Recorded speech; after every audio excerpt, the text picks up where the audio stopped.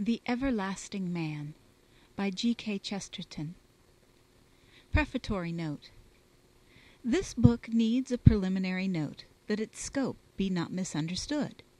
The view suggested is historical rather than theological, and does not deal directly with a religious change which has been the chief event of my own life, and about which I am already writing a more purely controversial volume.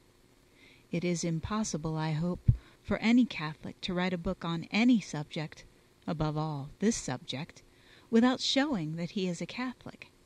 But this study is not specially concerned with the differences between a Catholic and a Protestant. Much of it is devoted to many sorts of pagans rather than any sort of Christians, and its thesis is that those who say that Christ stands side by side with similar myths, and his religion side by side with similar religions, are only repeating a very stale formula, contradicted by a very striking fact. To suggest this, I have not needed to go much beyond matters known to us all. I make no claim to learning, and have to depend for some things, as has rather become the fashion, on those who are more learned. As I have more than once differed from Mr. H.G. Wells in his view of history, it is the more right that I should here congratulate him on the courage and constructive imagination which carried through his vast and varied and intensely interesting work, but still more on having asserted the reasonable right of the amateur to do what he can with the facts which the specialists provide. The plan of this book. There are two ways of getting home, and one of them is to stay there. The other is to walk around the whole world till we come back to the same place. And I tried to trace such a journey in a story I once wrote. It is, however, a relief to turn from that topic to another story that I never wrote. Like every book I never wrote, it is by far the best book I have ever written. It is only too probable that I shall never write it, so I will use it symbolically here, for it was a symbol of the same truth. I conceived it as a romance of those vast valleys with sloping sides, like those along which the ancient white horses of Wessex are scrawled along the flanks of the hills. It concerned some boy whose farm or cottage stood on such a slope, and who went on his travels to find something, such as the effigy and grave of some giant. And when he was far enough from home, he looked back and saw that his own farm and kitchen garden, shining flat on the hillside like the colors and quarterings of a shield, were but parts of some such gigantic figure on which he had always lived, but which was too large and too close to be seen. That, I think, is a true picture of the progress of any really independent intelligence today. And that is the point of this book. The point of this book, in other words, is that the next best thing to being really inside Christendom is to be really outside it. And a particular point of it is that the popular critics of Christianity are not really outside it. They are on a debatable ground in every sense of the term. They are doubtful in their very doubts. Their criticism has taken on a curious tone as of a random and illiterate heckling.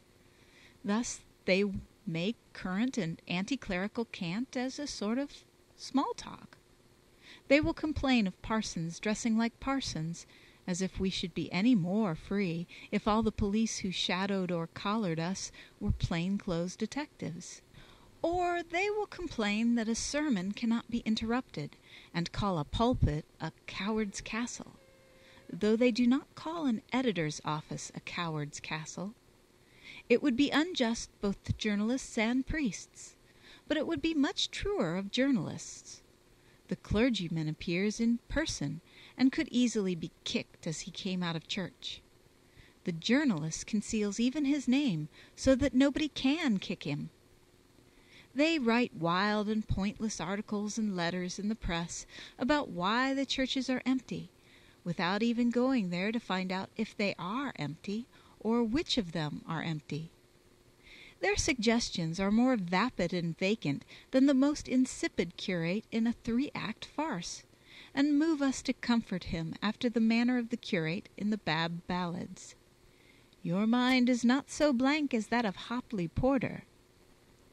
So we may truly say to the very feeblest cleric, your mind is not so blank as that of indignant layman, or plain man, or man in the street, or any of your critics in the newspapers, for they have not the most shadowy notion of what they want themselves, let alone of what you ought to give them. They will suddenly turn round and revile the Church for not having prevented the war, which they themselves did not want to prevent, and which nobody had ever professed to be able to prevent, except some of that very school of progressive and cosmopolitan skeptics who are the chief enemies of the Church. It was the anti-clerical and agnostic world that was always prophesying the advent of universal peace. It is that world that was, or should have been, abashed and confounded by the advent of universal war. As for the general view that the Church was discredited by the war, they might as well say that the ark was discredited by the flood. When the world goes wrong, it proves rather that the Church is right. The Church is justified, not because her children do not sin, but because they do. But that marks their mood about the whole religious tradition. They are in a state of reaction against it. It is well with the boy when he lives on his father's land, and well with him again when he is far enough from it to look back on it and see it as a whole.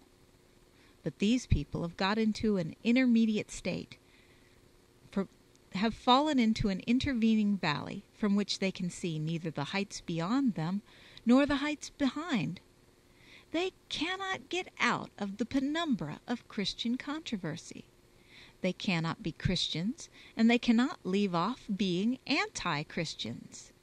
Their whole atmosphere is the atmosphere of a reaction, sulks, perversity, petty criticism. They still live in the shadow of the faith, and have lost the light of the faith. Now, the best relation to our spiritual home is to be near enough to love it, but the next best is to be far enough away not to hate it. It is the contention of these pages that while the best judge of Christianity is a Christian, the next best judge would be something more like a Confucian.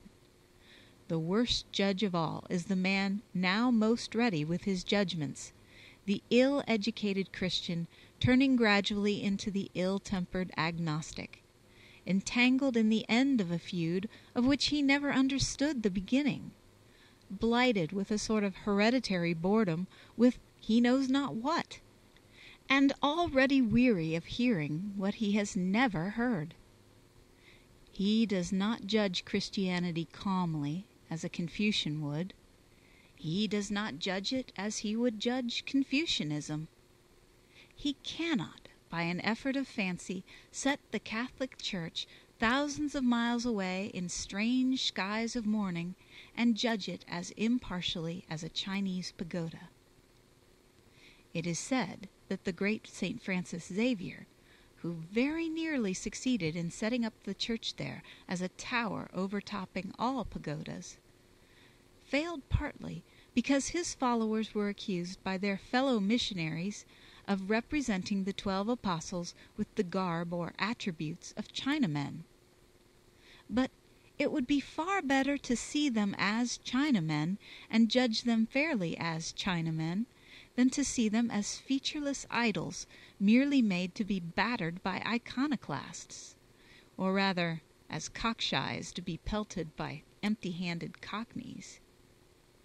It would be better to see the whole thing as a remote Asiatic cult, the mitres of its bishops as the towering headdresses of mysterious bonzes, its pastoral staffs as the sticks twisted like serpents carried in some Asiatic procession, to see the prayer book as fantastic as the prayer wheel, and the cross as crooked as the swastika, then at least we should not lose our temper as some of the skeptical critics seem to lose their temper, not to mention their wits. Their anti-clericalism has become an atmosphere of negation and hostility from which they cannot escape. Compared with that, it would be better to see the whole thing as something belonging to another continent or to another planet. It would be more philosophical to stare indifferently at bonzes than to be perpetually and pointlessly grumbling at bishops. It would be better to walk past a church as if it were a pagoda than to stand permanently in the porch, impotent either to go inside and help or to go outside and forget. For those in whom a mere reaction has thus become an obsession, I do seriously recommend the imaginative effort of conceiving the 12 apostles as Chinamen. In other words, I recommend these critics to try to do as much justice to Christian saints as if they were pagan sages. But with this we come to the final and vital point I shall try to show in these pages, that when we do make this imaginative effort to see the whole thing from the outside, we find that it really looks like what is traditionally said about it inside. It is exactly when the boy gets far enough off to see the giant that he sees that he really is a giant. It is exactly when we do at last see the Christian church afar under those clear and level eastern skies that we see that it really is the Church of Christ. To put it shortly, the moment we are really impartial about it, we know why people are partial to it. But this second proposition requires more serious discussion, and I shall here set myself to discuss it. As soon as I had clearly in my mind this conception of something solid in the solitary and unique character of the divine story, it struck me that there was exactly the same strange and yet solid character in the human story that had led up to it, because that human story also had a root that was divine. I mean that just as the Church seems to grow more remarkable when it is fairly compared with the common religious life of mankind, so mankind itself seems to grow more remarkable when we compare it with the common life of nature. And I have noticed that most modern history is driven to something like sophistry, first to soften the sharp transition from animals to men, and then to soften the sharp transition from heathens to Christians. Now, the more we really read in a realistic spirit of those two transitions, the sharper we shall find them to be. It is because the critics are not detached that they do not see this detachment. It is because they are not looking at things in a dry light that they cannot see the difference between black and white. It is because they are in a particular mood of reaction and revolt that they have a motive for making out that all the white is dirty gray, and the black not so black as it is painted. I do not say that there are not human excuses for their revolt. I do not say it is not in some ways sympathetic. What I say is that it is not in any way scientific. An iconoclast may be indignant. An iconoclast may be justly indignant. But an iconoclast is not impartial. And it is stark hypocrisy to pretend that 9/10 of the higher critics and scientific evolutionists and professors of comparative religion are in the least impartial. Why should they be impartial? What is being impartial when the whole world is at war about whether one thing is a devouring superstition or a divine hope? I do not pretend to be impartial in the sense that the final act of faith fixes a man's mind because it satisfies his mind. But I do profess to be a great deal more impartial than they are, in the sense that I can tell the story fairly, with some sort of imaginative justice to all sides, and they cannot. I do profess to be impartial in the sense that I should be ashamed to talk such nonsense about the Lama of Tibet as they do about the Pope of Rome, or to have as little sympathy with Julian the Apostate as they have with the Society of Jesus. They are not impartial. They never by any chance hold the historical scales even. And above all, they are never impartial upon this point of evolution and transition. They suggest everywhere the gray gradations of twilight because they believe it is the twilight of the gods. I propose to maintain that whether or no it is the twilight of the gods, it is not the daylight of men. I maintain that when brought out into the daylight, these two things look altogether strange and unique, and that it is only in the false twilight of an imaginary period of transition that they can be made to look in the least like anything else. The first of these is the creature called man, and the second is the man called Christ. I have therefore divided this book into two parts, the former being a sketch of the main adventure of the human race insofar as it remained heathen, and the second a summary of the real difference that was made by it becoming Christian. Both motives necessitate a certain method, a method which is not very easy to manage and perhaps even less easy to define or defend.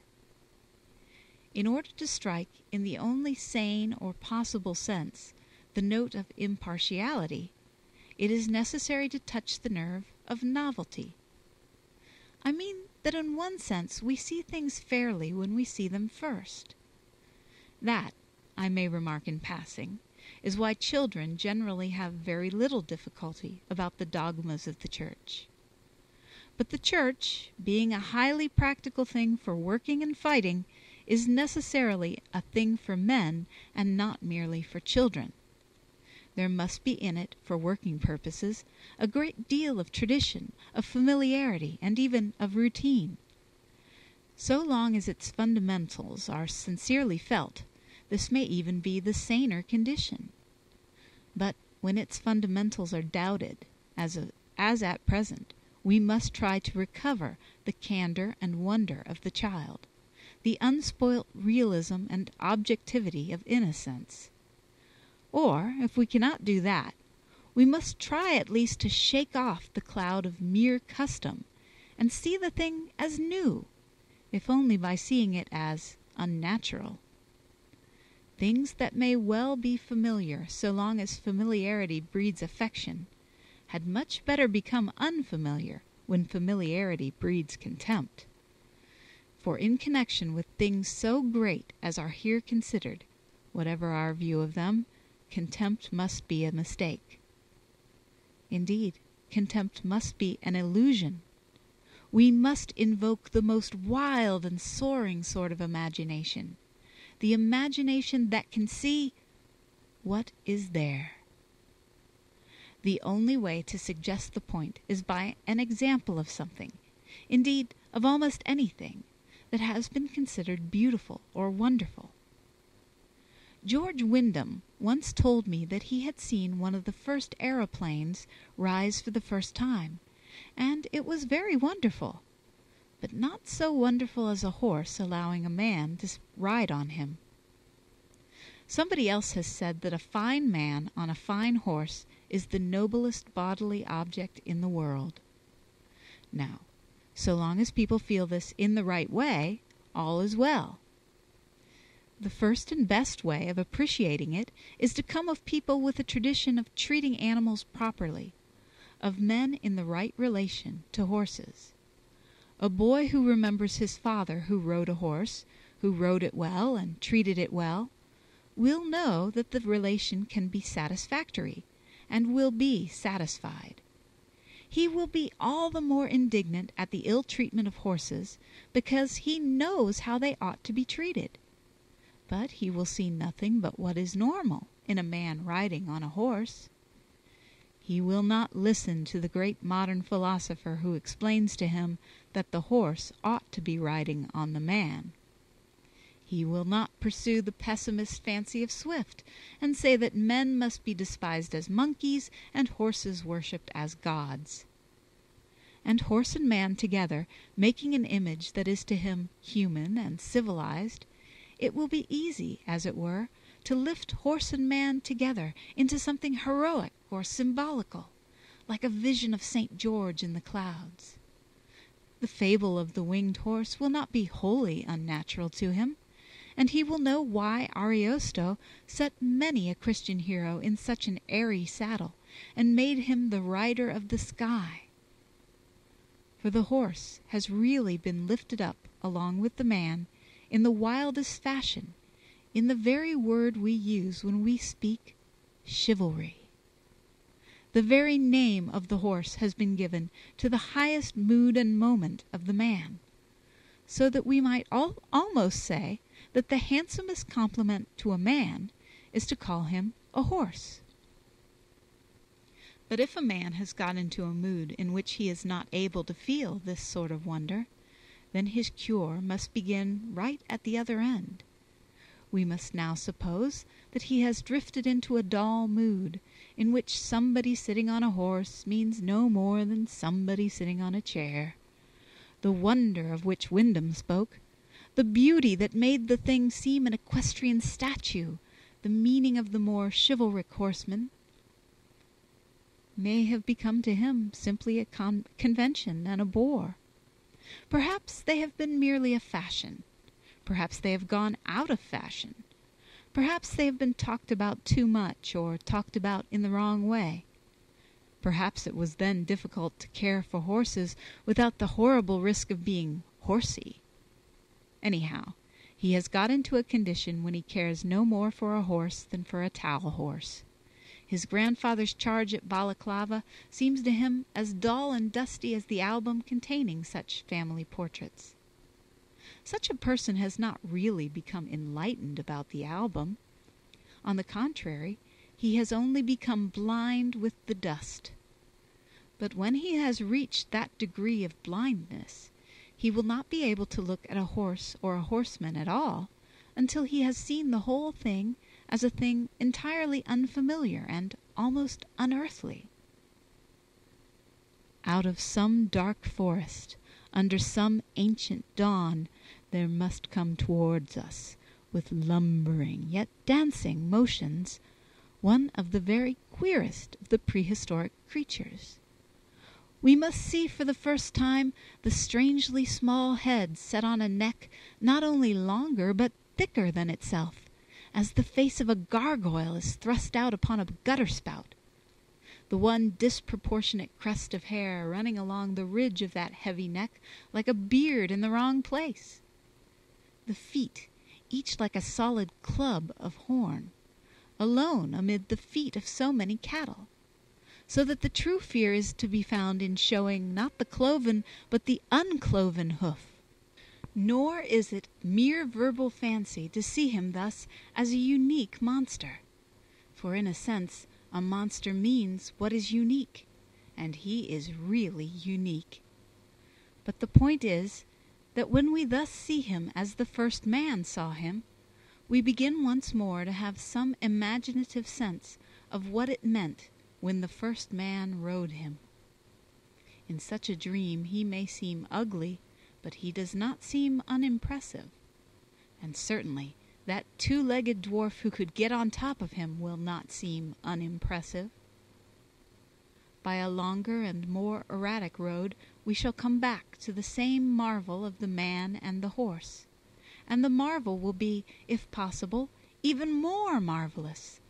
We shall have again a glimpse of St. George, the more glorious because St. George is not riding on the horse, but rather riding on the dragon. In this example, which I have taken merely because it is an example, it will be noted that I do not say that the nightmare seen by the first man of the forest is either more true or more wonderful than the normal mare of the stable seen by the civilized person who can appreciate what is normal. Of the two extremes, I think on the whole that the traditional grasp of truth is the better. But I say that the truth is found at one or other of these two extremes, and is lost in the intermediate condition of mere fatigue and forgetfulness of tradition. In other words, I say it is better to see a horse as a monster than to see it only as a slow substitute for a motor car. If we have got into that state of mind about a horse as something stale, it is far better to be frightened of a horse because it is a good deal too fresh. Now, as it is with the monster that is called horse, so it is with the monster that is called a man. Of course, the best condition of all, in my opinion, is always to have regarded man as he is regarded in my philosophy. He who holds the Christian and Catholic view of human nature will feel certain that it is a universal and therefore a sane view, and will be satisfied. But if he has lost it, the pose to strike wherever possible is this note of what is new and strange, and for that reason the style, even on so serious a subject, may sometimes be deliberately grotesque and fanciful.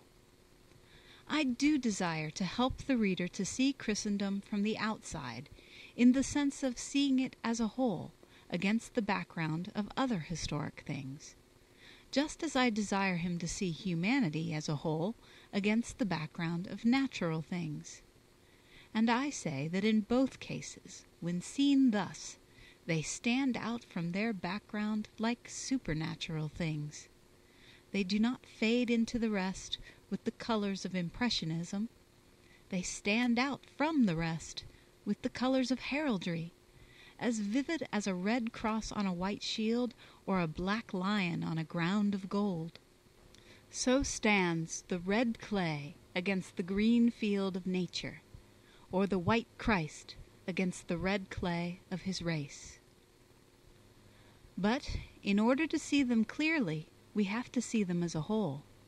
We have to see how they developed as well as how they began. For the most incredible part of the story is that things which began thus should have developed thus. Anyone who chooses to indulge in mere imagination can imagine that other things might have happened, or other entities evolved. Anyone thinking of what might have happened may conceive a sort of evolutionary equality. But anyone facing what did happen must face an exception and a prodigy. If there was ever a moment when man was only an animal, we can, if we choose, make a fancy picture of his career transferred to some other animal. An entertaining fantasia might be made in which elephants built in elephantine architecture, with towers and turrets like tusks and trunks, cities beyond the scale of any colossus. A pleasant fable might be conceived in which a cow had developed a costume and put on 4 boots and 2 pairs of trousers. We could imagine a super monkey more marvelous than any Superman, a quadrumanous creature carving and painting with his hands and cooking and carpentering with his feet. But if we are considering what did happen, we shall certainly decide that man has distanced everything else with a distance like that of the astronomical spaces and a speed like that of the still thunderbolt of the light.